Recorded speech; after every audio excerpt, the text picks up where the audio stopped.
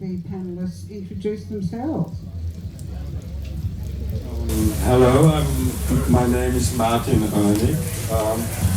I've been working with hemp for the last 40 years nearly. My core competence is fibers and hemp processing, and I hope we can kind of work into the details to get hemp moving in Australia. Cool. My name's Gerald. I've been working in hemp for all my life, one way or another. About nearly 60 years of growing. So yeah, and that's my gig. And I want to stimulate cottage farming in Australia, but here on the North Coast particularly, and developing cottage farming and keeping the plant with the people rather than with big companies and corporations. Okay, after the initial legalisation for fibre and seed, the next step that I'm involved in, we're trying to improve the agronomy of hemp, especially the seed harvesting. So we're designing a machine. Dr. Andrew Legalise, a real champion of the industry. Okay, but a better agronomic system. And the last year, unfortunately, because of my work with medical cannabis and epileptic children, I've been dragged into child protection issues and are now facing criminal charges on suppression laws that this government has dragged in. Whilst we're talking about law reform in this country, you've got to realise that it's quietly morphed into a police state where children are routinely kidnapped. The stolen generation is a reality. Children are actively transported to sexually abusive situations, and the trash in the courts at all levels in this country support it and hide the fact. We're having a major criminal trial in October, and I hope to have a major impact on exposing what these laws are. But in the meantime, we'll move ahead with our agronomy work, because for the long-term survival of this country, it's our only lifeline out of the mess we're in.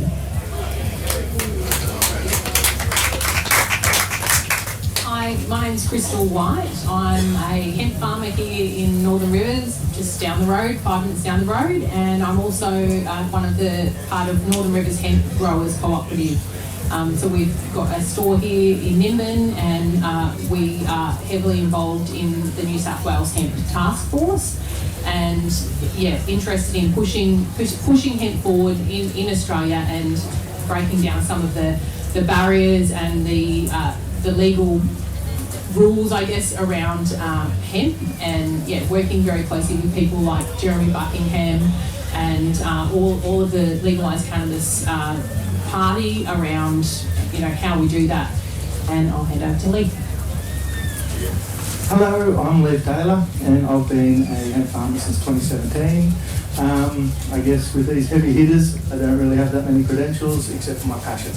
And I see a solution-based future for us by using the hemp plant. And it doesn't really matter so much on legalities and all the other distractions, that we're talking much bigger picture in terms of being able to find these solutions that are going to help with building, food industry, clothing, medicine, you name it. There's 60,000 products made from this one plant, and if we're not going to accept it for what it is, then we're being quite foolish. So I thought I'd just let you know how the New South Wales Hemp Task Force was formed. So last year during MardiGrass, we spoke with Jeremy Buckingham and a few of the other Legalise Cannabis members, and Jeremy, I sort of pulled him aside and I said, look, we've got a hemp plant in our shop window here. You wouldn't believe the hoops that we need to jump through just for simple things like having a hemp plant in our window for MardiGrass to be able to talk to people and educate people around this plant. And he said, oh, well, what sort of hoops? And I said, well, we have to put in an application to have the plant here. It takes us about a month to get the okay on that. We've got to put down, whose licence it's under, how it's being transported, what day the plant will arrive, what day the plant will leave. And he was pretty blown away about some of the restrictions that we have to deal with every day as hemp farmers. And so For one plant. Yeah, for one plant. And I did say, and also just a reminder, it's hemp. It's not high THC marijuana. We're talking about a hemp plant here. So he was pretty blown away by that. And then he said to me, can you guys draft a letter? Can Northern Rivers Hemp draft a letter to me and, quickly? I need this quickly, because he wanted to move on things. And I thought, well, I thought the political world sort of moves quite slowly in my eyes. And I thought, well, probably not going to see much out of this. Anyway, about a week after MardiGrass last year, he rang me and he said, where's this letter? I need this letter. So we were like, okay. So we jumped in and we started drafting this letter, and we, got input from all of our farmers at Northern Rivers Hemp, and I sent him this letter, and he called me almost immediately after I sent it, and he said, right, I'm going to move on this. I'm going to act on this. And so he said, I'll call you in a couple of weeks. And so from that point, he organised to meet with Minister Tara Moriarty, who's the Minister for Agriculture in New South Wales. Obviously, this all falls under agriculture in regards to hemp farming. And so Tara agreed. First, he had to make sure that she was happy to meet, that she would meet with a selection of New South Wales hemp farmers and Jeremy Buckingham to have a round table discussion, basically around the hemp as a new and emerging industry in New South Wales, and what direction that goes, how we can move it forward. So we met in Parliament House in Sydney in October of last year, and they pulled together different people from the industry, a range of different people, growers, agronomists, people with, in the seed, people in the fibre processing, lots of different people and organisations. And so we met, and then from that grouping, they narrowed down to 12 representatives from New South Wales, and that was the forming of the Taskforce. And Northern Rivers Hemp was really lucky to have a spot on that, and we're quite a new grouping of farmers, I guess, and so we've only been around for 3 years, but within Northern Rivers Hemp we have people like Gerald and Leif, who've been growing for a really, really long time. So they've been growing for way longer than 3 years. They've been in this for a long time. And I think the reason why Northern Rivers Hemp got a placing in that task force was because it's not one person, it's a collective of farmers, and we're just here trying to grow hemp, trying to show people how amazing the plant is and all the different uses that there are for hemp, and saying that, hey, we've got huge restrictions here and we need some help around how to reduce that. So that's how the hemp force was formed. And I'll pass over. I was a bit irritated that I wasn't in it, but there's an old saying, when it's all said and done, there's more said than done around New South Wales. There's a simple thing that I've been agitating for that can move the industry forward. Firstly, a major impediment, besides lack of processing machinery and lack of established markets, is the threat that a plant may become inadvertently excessive of the THC stipulations, which are artificially low. The easiest way around that, and the thing we should do, because you can kill many birds with one stone, is at one of the DPI research stations like Cooperative. They have access to all the named varieties that have been grown in New South Wales.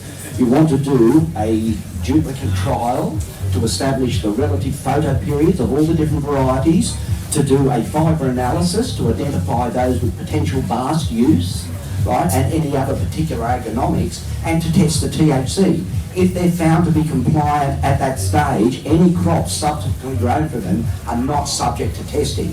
That would be a huge lack of impediment to moving things forward. There's a lot of other things we can do, but by having that relative photo period established, so when growers, say in southern areas or northern areas, what we did in the early days, if we had a variety, say that flowered in March up here, we'd take it down to Victoria and it'd do another 5-6 weeks, and you get 20-30% more biomass if that's what you're doing.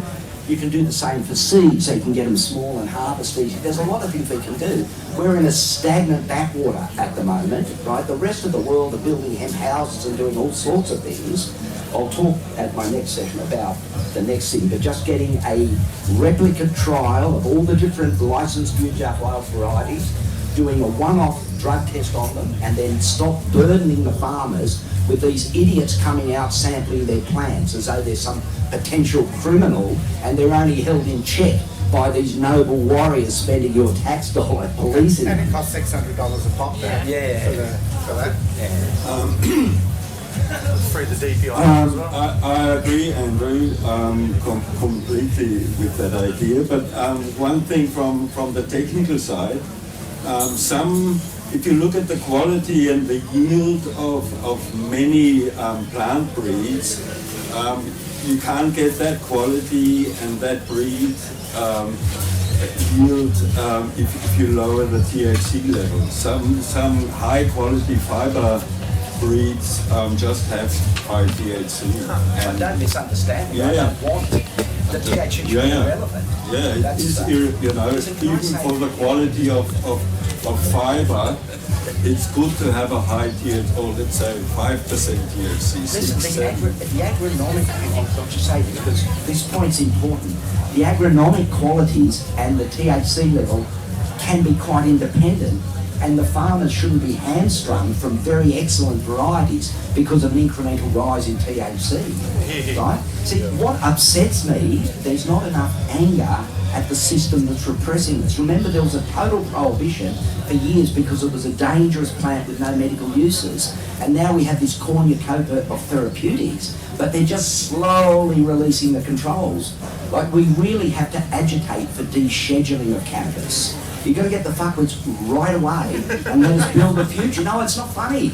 Right? We are going down the sewer as a country and as a Western world. And lucky we have hemp as a lifeline. Right? My little beef over the last 30 years is to have a revolution from hydrocarbons back to carbohydrates. Anything you can do with oil, you can do with those cellulose. It doesn't have to be hemp. It can be with Raimi on the Miller hemp or anything, but hemp just happens to be the best. But when it comes to hemp seed nutrition, right, the benefits to my mind are so overwhelming, it should actually be compulsory. There should be a law against not feeding hemp seed to your kids. Add it into the bread. Yeah, we're hamstrung in a lot of areas, and we're being held back. And the reason that the medicinal side has been taken out of our hands is because it's not legal. So until we have legality, until cannabis becomes legal, it's going to be owned by the pharmaceutical companies because they can do it and we can't. But the day that it gets legalised, everything changes. So this is what we're pushing towards. It's pushing towards legalisation, and that's got to come. That's going to come in the next couple of years. Then everything changes. All the restrictions around THC, etc., should just disappear at that stage. Legalisation. Can I say something about that? That's sure. I'm done. Okay, the issue of legalisation is one thing, but that involves the law. What I want is a descheduling. Just take cannabis out of the schedule of prohibition, and then the only laws that apply to it, like for food, are the laws that apply to everything else, to sesame seed and macadamia nuts, That's what we're doing. My latest self-torture is putting in another Fazan's application to have hemp seed legalised as a human food. Right? The instruction book on how to do it runs to 156 pages. How to make the application, that's the sort of crap you've got to wade through. That's already through that. Seed isn't food. Seed, yeah, but the leaf now, Okay. i.e. the flower. Yeah. Yeah, it's considered a narcotic. CBDs and THC is considered a narcotic. Incorrectly classified. Incorrectly so. And so therefore it's villainated as such, and then they say, right, this must be a narcotic, let's treat it as such, and that's where it sits right now. It's outrageous. I have a question. What's stopping people if they've got a script for medicinal cannabis to then just go and buy their weed from their friend? Still equally illegal. Nothing to stop it. Most people do. No, but they won't know. Well, a lot of people will get the packet and put better weed into the packet. Yeah. I mean, that's routine. The trouble is there's a date on that as well. And the little pricks might say, oh, this is out of date. Right? Look, it doesn't work. Laws, you get tangled up in the detail. Yeah. And then the other thing is the driving. And that's a major. Yeah, and at the moment we could say that cannabis is the only pharmaceutical that is an outlier. with the law.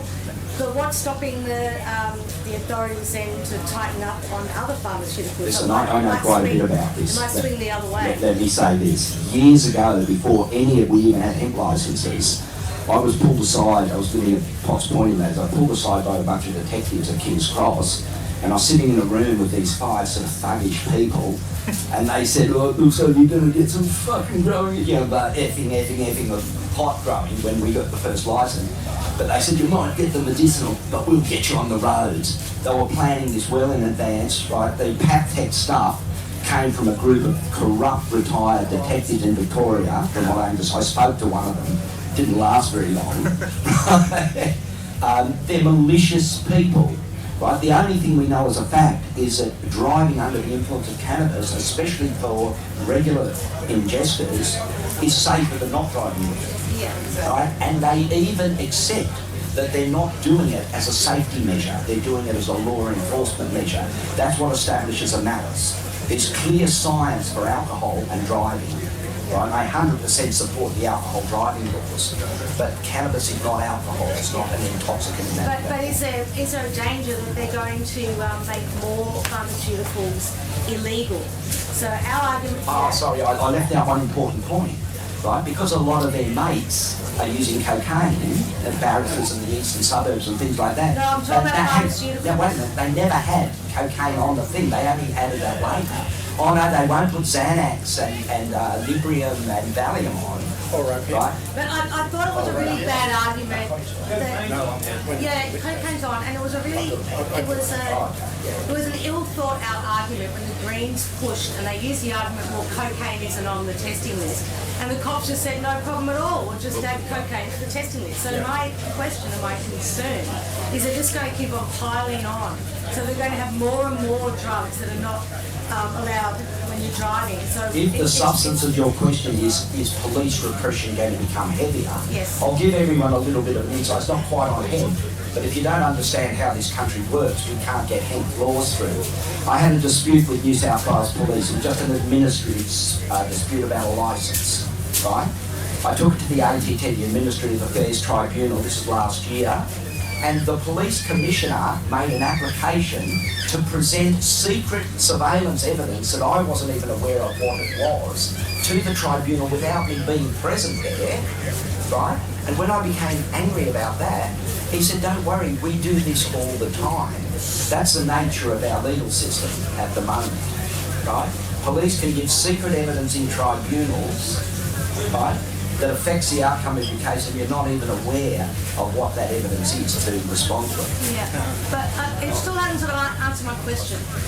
So my question is that there's an argument that cannabis is the only pharmaceutical that has such harsh driving laws. Yeah. Is there a danger that there'll be a backlash so more pharmaceuticals will be not allowed to drive? I can't say what's going to happen, but what should happen, it's an obvious thing, we should transition to a performance-based test, right? There's simple little pad things you can do to test people's coordination. You can pour fluid from one cup to another. There's a lot of coordination tests, and that's the only test that should be applied, the old roadside sobriety test. I just want to say it's all such important and valid conversation, but I just wanted to bring it back to the hemp task force is not about, it's definitely not talking about any of the medicinal side of things. It's talking about industrial hemp. So for the New South Wales economy in regards to things like seed crops, building, moving into utilising hemp paper, lots of different things, food in regards to hemp. So it's not, the task force is not formed and we are definitely not having any input or influence in regards to the medicinal side of things or driving laws. So I just wanted to clarify that and I'll pass over to Jeremy. I did do an introduction, but I might just do it again and say that Jeremy was the driving force behind the New South Wales, forming of the New South Wales Task Force. After MardiGrass last year, he asked me to draft a letter and then he organised a roundtable meeting with Minister Tara Moriarty, who is the New South Wales Agricultural Minister of Agriculture, and that's how it formed. So thanks so much, Jeremy, and I'll hand to you for a bit. Okay.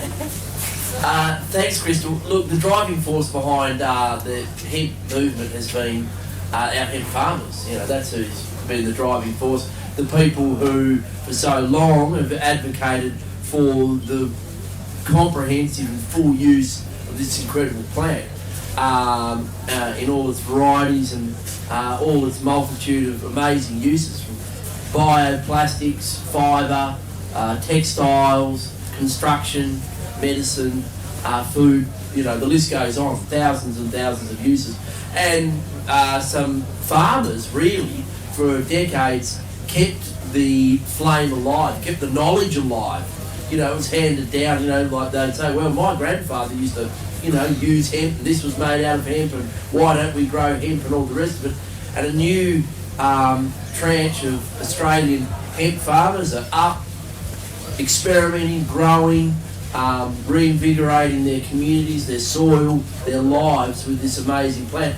So when I got to Parliament the first time round, I worked with some pretty conservative voices to get the ban on hemp foods lifted. In 2017, you couldn't eat. Hang on, who did that application? What's that?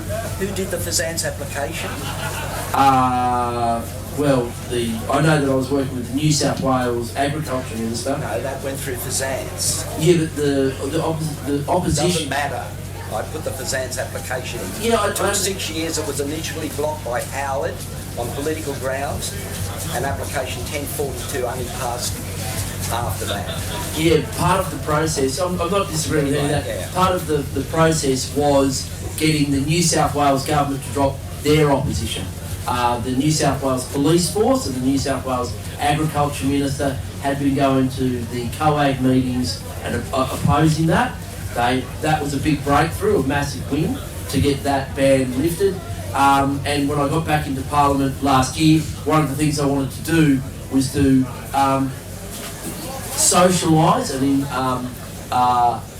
make the government aware of the massive opportunities that are coming with hemp, particularly when it comes to dealing with climate change and decarbonising agriculture, because the state and federal governments have all agreed to decarbonise our entire economy by 2050.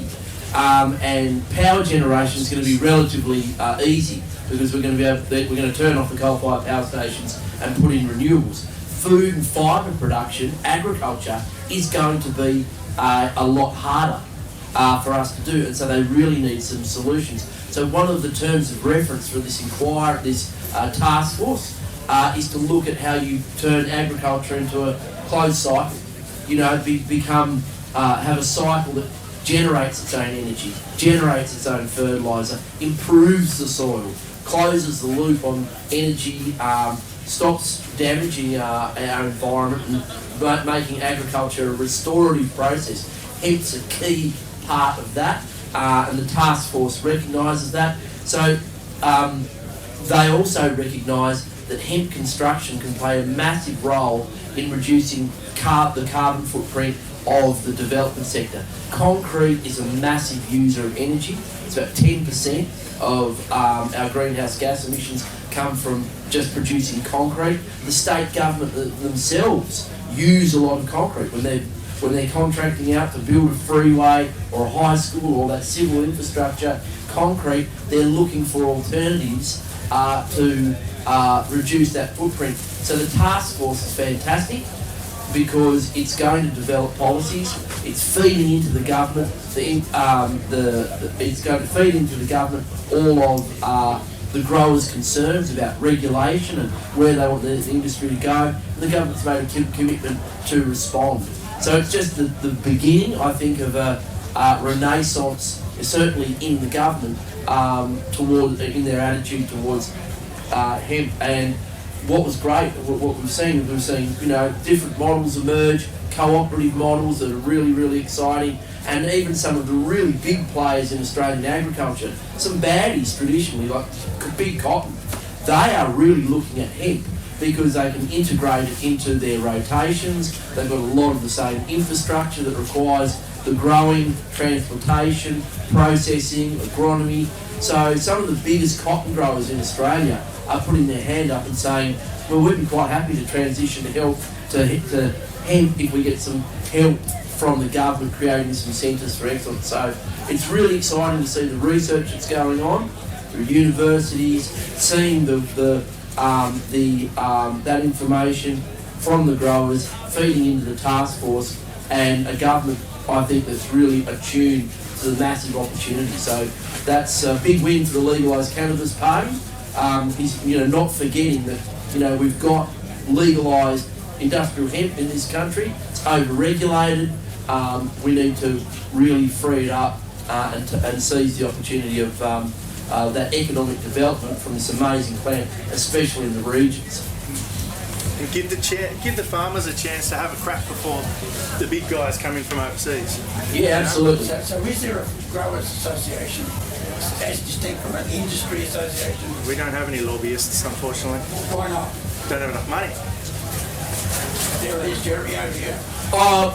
We don't, but I think you'll see it. I think that the growth of the industry will eventually mean that there will, at the moment, that's my job. I'm doing the lobbying, I'm doing the advocacy, but in the future we'll probably legalise cannabis in the next 3 to 4 years, I would say, and that will be the job of an industry body to have some representatives doing that. But the cannabis industry is going to be $1 trillion industry. Like in the US, it's already bigger than coffee, and it's already bigger than chocolate. It's a massive industry. That's adult use cannabis, and hence the going to be the same. So, yeah, I don't think it's that necessary at the moment because the Legalised Cannabis Party's in there, but down the track, an industry body will, be advocating, and that will be essential. I've seen several attempts at startups, starting as early as 2000 to get a little hemp industry going with 1 or 2 farmers and things like that. I'm currently of the opinion we're not going to have a hemp industry at the scale that's needed to make any difference without a direct government involvement. This is the image that I would suggest. To run a serious paper mill, and it's critical that we use non-wood for paper, and more importantly that we use bast fibre for fabric. The issue of microplastics and the danger it's faced is being suppressed. Microplastics are now in human bloodstream and plant xylem. It's a frightening scenario because they won't come out, right? But just expecting Northern Rhythms or anything like that to get a world-class paper mill or a world-class textile mill, it can't happen because you need a huge, something like minimum 10,000, 15,000 hectares running. The only way we can kickstart this, the government has to become involved in direct industry support, like they supported the wool industry some years ago when the wool industry was in trouble. What we have to do is set a price and grading system for the hemp bast, right? The government then buys back for 3 years the bast fibre that the farmers produce and warehouse it. In the meantime, a production line for textiles or paper, whichever is to be done, is established, knowing that there'll be a growing base of growing and enough fibre to run the mill at its full. That's the realities of the scales of production. We can't pick ourselves up in this industry from our own bootlaces. Already the hemp seed industry is in a bit of trouble because of the pre-ordering and now the collapse, and it'll go up and down. The incorrect marketing. I said earlier, it might have been before you arrived here, that it should be compulsory to feed hemp seeds to school children. Just as we had a milk program when I was a boy in the 60s, which wasn't necessarily healthy, but a hemp seed food at school would be an interesting experiment. But in terms of getting a real difference, and by that I mean a hemp textile industry, a hemp paper industry, a hemp plastics, there'll be little boutique things here and there, but you can't run a textile industry small anymore, right? I agree. Northern Rivers Hemp's position on that is we agree entirely with what you've just said. And one of the main things so far that the task force has identified is this horse before the cart, right? So we can have all the best hemp growers in Australia and they can grow the best hemp there is, but if they don't have a place to sell their hemp to be turned into building products or paper or fabrics, then they're not going to plant. They're not going to go through the rigmarole of the licensing and the cost of that and the testing through the DPI if they don't have an end place to sell to, and that is actually the reality of what's currently happening here in Australia. There isn't an end place for a lot of people to sell their hemp to based off where you are geographically. And then going back to what Jeremy just said around partnering with cotton farmers, there's a lot of social media posts and things out there saying, hemp takes this much water to grow and cotton is this much and we should move towards hemp. And yeah, absolutely, we should be moving towards hemp, but we have to also remember that those cotton industries, we can partner with them. We don't have to be against them. They have, the cotton gin is being converted. There's cotton gins being converted in Australia to be able to produce hemp already. So, those kinds of things, it's best if we're partnering with them. If they have the infrastructure and things set up and it just means a little bit of retrofitting to work for hemp, then why wouldn't we do that? So I just wanted to add that, but I agree entirely about what you're saying around we need investment from government, and that's part of what we've been pushing for with the task force is saying... Investment is just buy the vast and warehouse it. Right? Yeah. No grants or anything like that. So buy it and warehouse it, and then industry can take over. So these are ways of doing it, and it's the way that we've done it in the past, but things are changing on a macro level, and they're changing rapidly. Our climates are changing. Things are coming under pressure in a way that they haven't for hundreds and hundreds of years in none of our histories. We don't know these kinds of changes. These kinds of changes that we're coming through are making our models irrelevant. We need to find other models that we can use. So the large scale growing, okay, you've got to do that. You've got to have that for an industry.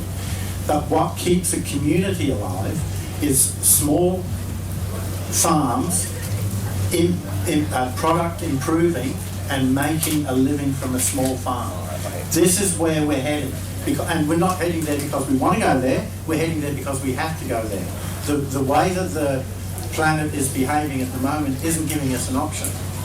We're going to have to learn to be resilient communities. And to be resilient communities,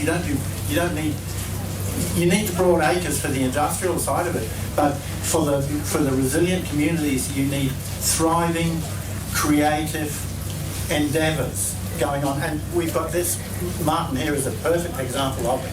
Small scale, very valuable. Our cosmetic makers are another example of it. Very small scale, very profitable. And they fit within the community and they can do it on a small level, a small scale. And this is where we sort of have to be heading. So it's more, in a way, it's more community building is where we're going with this. Using the old paradigms ain't going to work. It's not working now. They're failing around us. You can see them on many levels. And so if we continue on with that thought process and start looking at this not so much about legislation and change, but more so as society deciding to change. Looking at creating small hubs where you can process the plant material into a variety of different products that will keep and sustain a small community into the future, regardless of what's happening overseas or climate change or anything else. Having a crop which can create both solutions for carbon sequestration. There's a farmer outside of Casino at the moment, and it's a short story, I'll just share it with you quickly. Stuart Larson has started off in the industry as a beef farmer years ago, and he can't imagine a world where his great-grandchildren won't eat beef. And so his drive was to create a process that would get rid of the methane inside the stomach of the cow.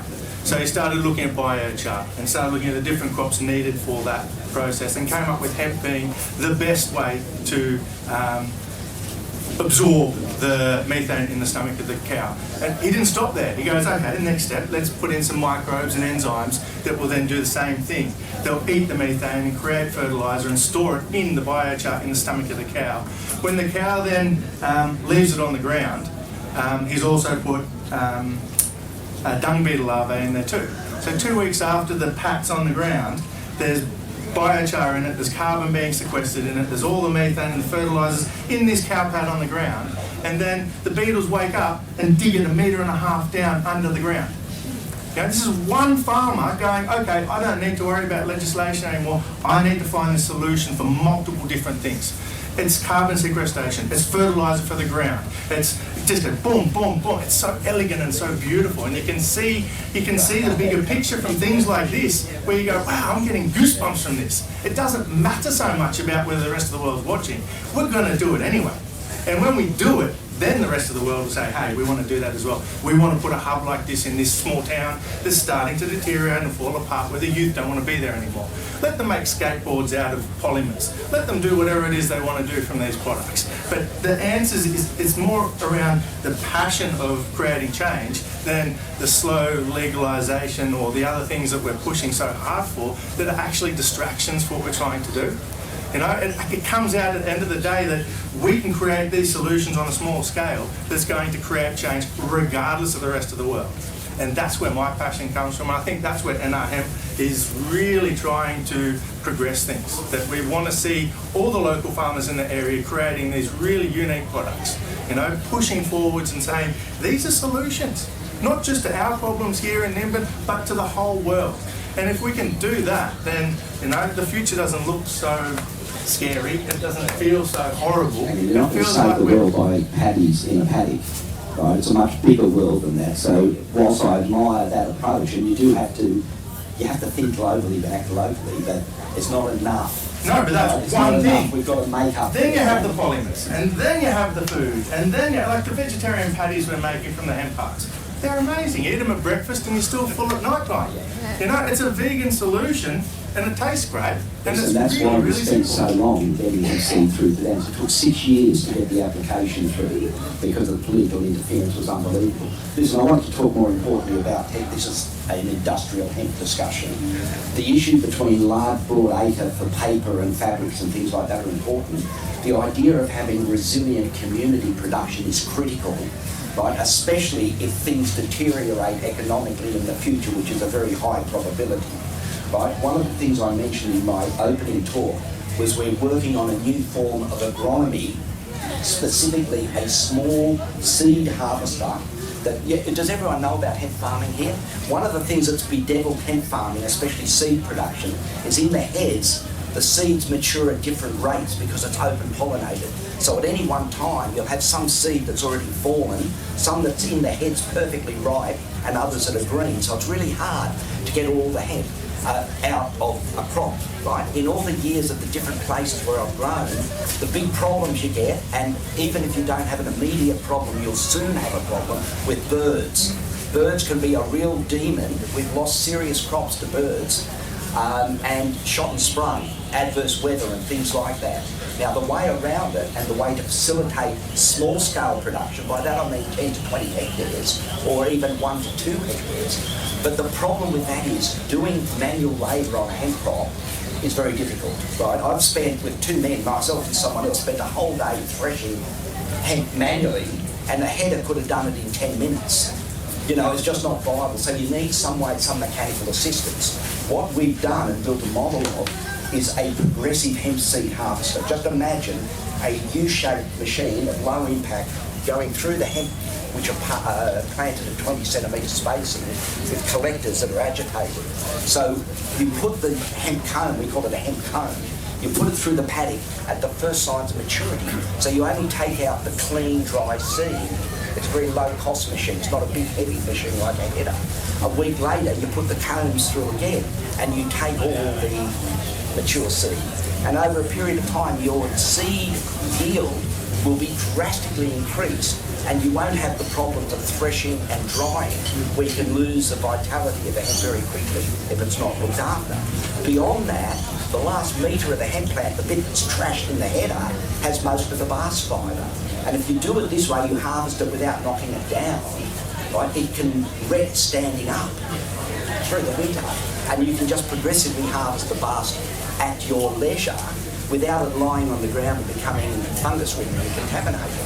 So I consider that development on that progressive seed harvester a priority, because it's a small machine. We project it'll cost less than $40,000 or $50,000, and it can be travelled round on a truck to the various hemp farms. Can I jump in there, Andrew? I think one of the interesting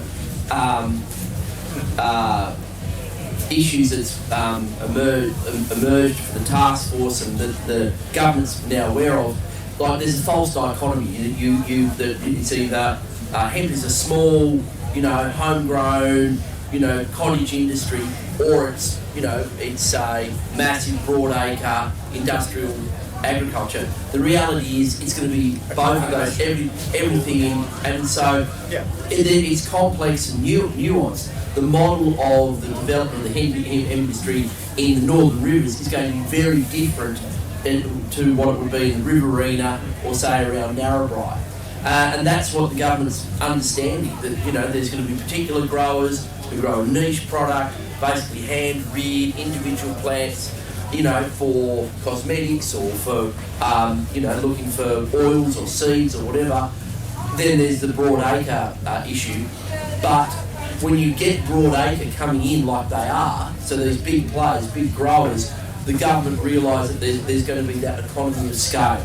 So that there's going to be a use for their researchers. There's going to be a reason to have bureaucrats in place. There's going to be a place that they can create centres of excellence where they can invest that money into infrastructure, into research, and you get and assist companies and co-ops and the like with the infrastructure they need. That's far more likely to happen. And the other benefit of that is you get these big organisations like Cotton Australia, multi-billion-dollar turnover. Well, you get their intellectual, their corporate knowledge applying themselves to the problems of hemp. And I visited a hemp harvest about 6 weeks ago in Tamworth, and they'd grown 3,000 hectares of hemp. They were reusing wastewater from Tamworth to grow the hemp. Huge plants, 6-7 metres tall, huge, like thick diameters and really densely planted. And one of the problems that they had with hemp is it was very slow to harvest, really, really slow to harvest, because the headers had to go through really slowly because the plant is so fibrous and it chokes the header up. Well, anyway, this second generation cotton farmer came up with it. He retrofitted a cotton harvester, made this super powerful harvester, and it was able to travel through this hemp harvesting at about 8 to 10 kilometres an hour, which was a massive breakthrough that no one, I think, anywhere in the world has been able to do. So it was just in that one crop, the potential productivity of the crop is greatly enhanced, and so all of these big players are far more likely to see it as a viable operation. So, the innovation is going to come, and it'll come through where we create centres of excellence. And I think you'll see that emerge with industrial hemp in the Narrabri Moree area, and you'll see it emerge in the Northern Rivers in terms of that more sort of boutique, family-based, co-op-based model. But the nuances and that complexity of the industry is now being better understood through the task force and through the advocacy of our excellent task force members. Just really quickly, from your industry as a whole, how do you see that changing? How do you go up against big players like concrete production companies, James Hardy, who make all these fibrous boards? What are the main impediments in your market for you to increase your market share against those giants? It's a really good question. At the last task force meeting, we talked about how do we do things like that? How do we start to educate people more? Because it comes down to if you're educating people and the general public know more around the benefits of hemp to the environment, to carbon sequestration, to supporting new Australian industries, possibly people who are ecologically minded and care about the environment may choose that. And so, we had a bit of a discussion around, how do we educate? And I said, it's in a place like Nimbin where we have something like MardiGrass, you guys are all here because you're already interested in, but there's so many people who don't come to places like this. They're not going to go to the Hemp Health Expos, they're just not. So we need to be targeting them through social media, because that's where a lot of people are looking. So, I brought that up at the last Taskforce meeting and said we need to start, we need to start advertising, we need to start putting this through on social media and start promoting more of the benefits and the differences. And that's the only way we're going to be able to do it, is if we start to show people the benefit to them or the benefit to the environment. Yeah. I'll speak to that for a moment. Okay. I've done a fair bit of work with hempcrete over the years, right? And it's not only the material that goes into the hempcrete, because you can use imported French binders or you can use cementatious products. We've developed a very ecological hempcrete with magnesium oxide in ground glass furnace slag. But beyond that, it's the method of house building, right? Building houses is a very complex and energy wasting source. What we've very easily established, going back to ancient Assyrian building techniques, is just without timber, building a hempcrete mica house. The only timber in it, we use LVLs, and by the time the Victorian factory is in, we can use hemp I-beams, and the roof and the walls are continuous, the floor included. What you can do with the hempcrete, you can vary the ratio between the fibre and the binder to change the properties. So if you're building a multi-storey thing, which is very easy with our technique, using almost no timber, right, you vary the density as you assist up the wall. Like the floor is the highest density and the roof is the lowest density. So we can compete on price to a great degree. Get rid of the plastics and the fillers and the whatever else they're using in there, and build simple, strong houses with excellent thermal and acoustic properties.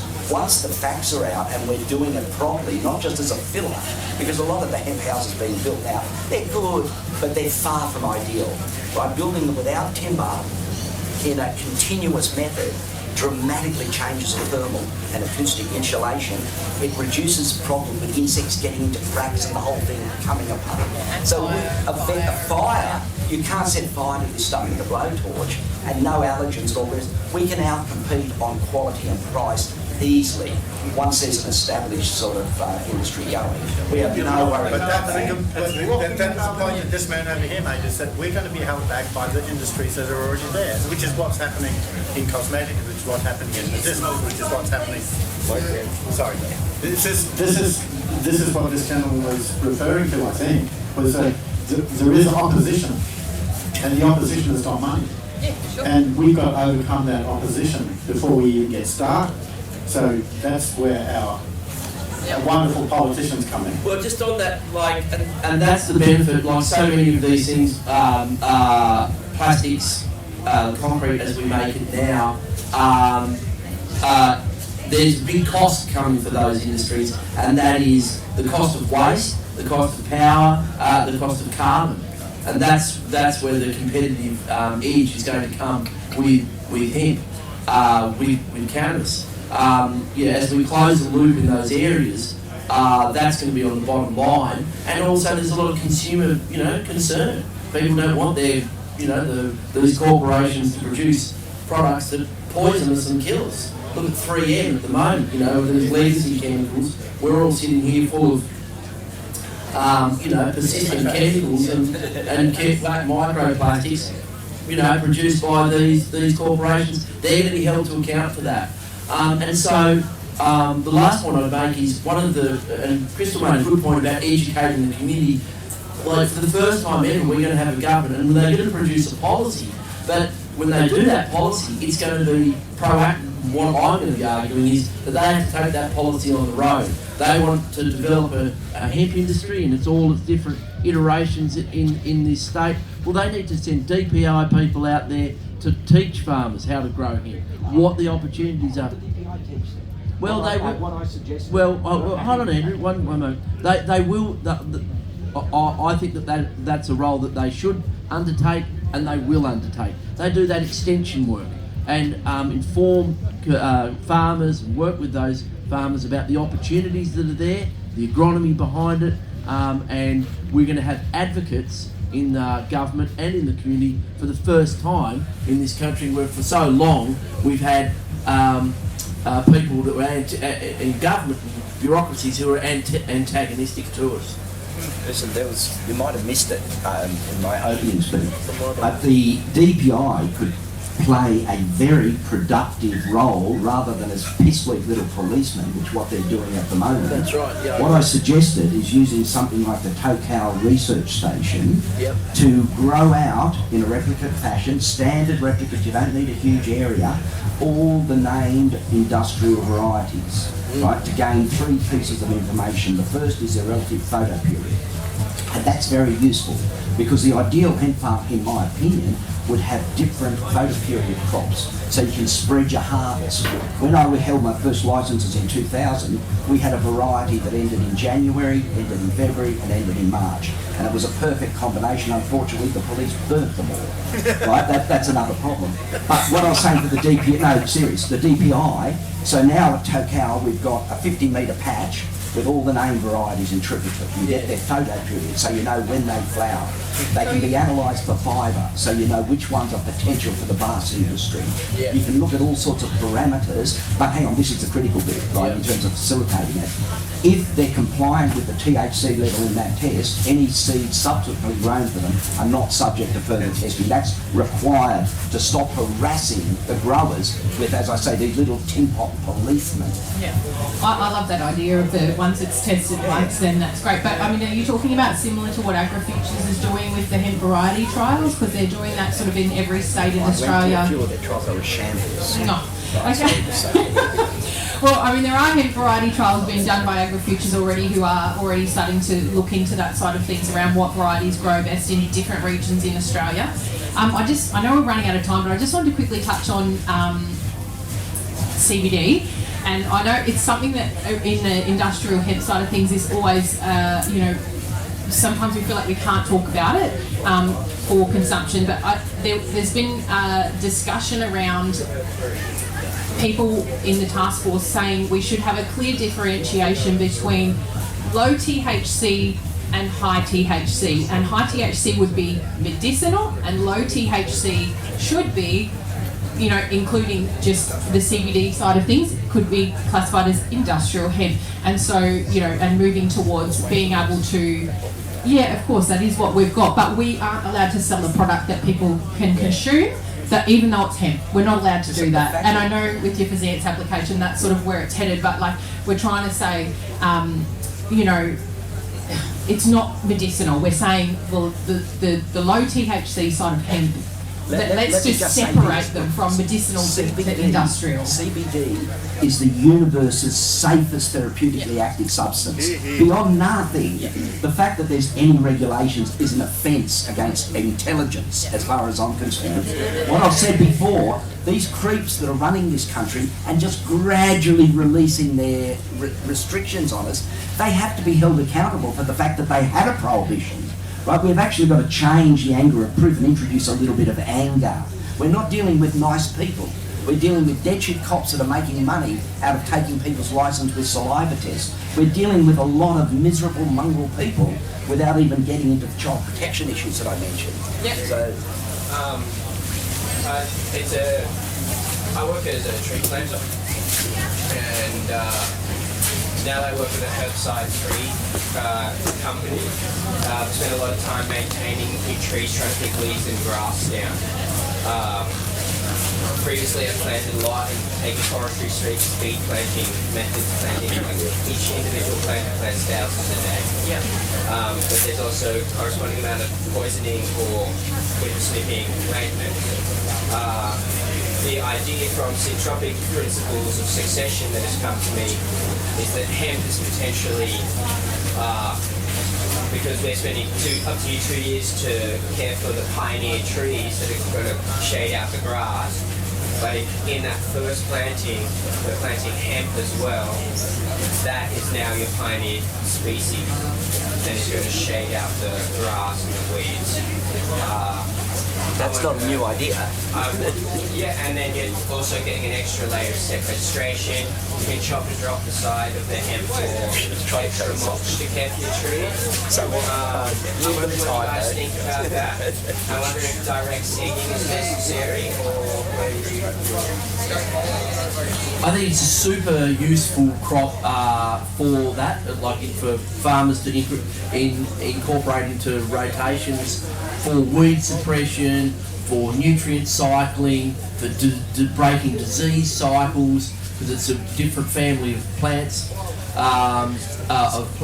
So, yeah, it's super useful. Recently I met with BHP, representatives of BHP. They're closing Australia's largest coal mine in the Hunter Valley at Muswellbrook, and they came to see me about what they do with that mine site.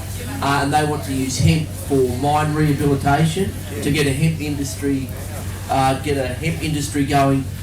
going again in the Hunter Valley, and create a centre of excellence for potentially medicinal cannabis on that former mine site. So they. For a start, the mine sites are contaminated. Hemp is a very useful crop that's sequestrating that. Yeah. But you're not going to grow medicinal cannabis on a rehabilitated mine. Well, you are going to grow medicinal cannabis in a greenhouse. You grow in a greenhouse. And these mine sites are not just all mine.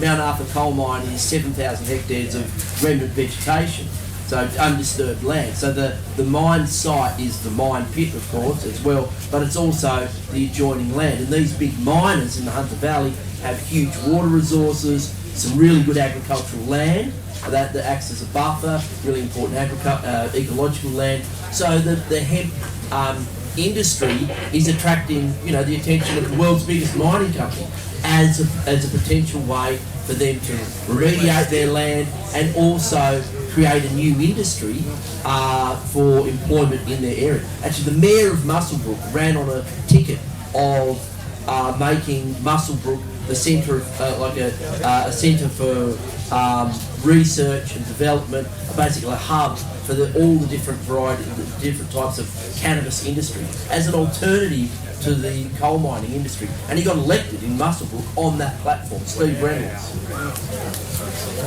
that area be best suited to look at the processing plants that's required for all the smaller farmers? Yeah, absolutely. They want It needs to be 100 kilometres. Yeah, they want to, because Muswellbrook isn't that far from the Liverpool Plains. There's already where I saw 2 crops on the Liverpool Plains of 3,000, 2,000 hectares, and they're big crops. That's getting up there towards producing enough seed to be able, in the next couple of years, get over tens of thousands of crops. And they need to process that. And so the talk is, do they do that in Gunnedah, Corindi, maybe Muswellbrook? But these mine sites are also on rail hubs. They've got power, water, sheds, and the mines want to hand them over to a different industry that employs a lot of people. Vertically integrated hemp in all its varieties, and also medicinal cannabis, recreational cannabis, big employer. Like just last week I was in Tasmania, visited a medicinal cannabis plant down there and a hemp farm. One of them, the hemp farm, employed 40 people in Cressy in Tasmania, biggest employer in that town. The medicinal cannabis farm north of Hobart, Tasmanian Botanics, converted a jail into a medicinal cannabis facility, employs 150 people. They used to take people for growing cannabis out of the community and put them in the jail. Now they're taking people from out of the community to put them in the jail to grow cannabis. So it's like it's an upside down inverted universe. Yeah. So there's all these people with hats trimming cannabis, making $40 an hour. They used to. Anyway, it's a bizarre situation. But that facility in Hobart is the biggest employer in northern Hobart. It employs 150 people in one of the most socio-economically depressed areas in Australia, and all the politicians are going, fuck, this really works. So Like this is radiated cannabis. well, that's exact, and that's what we learned is we need a domestic cannabis industry in all its We need homegrown number one. We need domestic industry number two. That's right. That's what I said, Andrew. Homegrown, love it. And on that note, I would like to thank all our panellists, Martin, Gerald, Andrew, Crystal, Jeremy and Leif. Thank you so much for your contribution. As we all know, hemp is the way. Hemp will save the world. Yes. Hemp will save the world? It will. Absolutely, yeah. So while we're resetting